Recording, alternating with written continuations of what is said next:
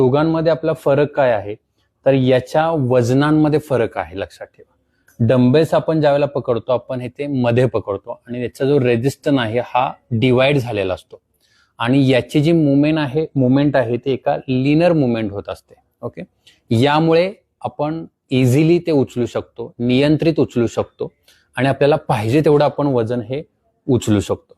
परंतु मुदगल जे आहे याचं जे वजन आहे, याचा जो रेजिस्टन्स आहे हा एका साईडला आहे.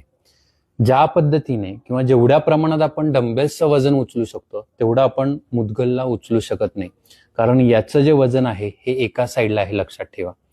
आणि याच्या ज्या मुवमेंट आहेत हे रोटेशनल मुवमेंट जास्त असतात, त्यामुळे काही प्रमाणात तुमचे फिटनेसचे फॅक्टर दोघांमध्ये व्हेरी करतात. या दोघांमध्ये तुम्ही कोणता टूल वापरू शकता तर डिपेंड आहे तुमचा गोल काय आहे. प्रत्येकाचे फायदे हे वेगवेगळे आहेत. मी कोणाशीही कम्पेअर करत नाही, फक्त तुम्हाला एक माहितीसाठी हे मी तुम्हाला याचं दोघांमध्ये कम्पेअर करून सांगितलेलं आहे. धन्यवाद.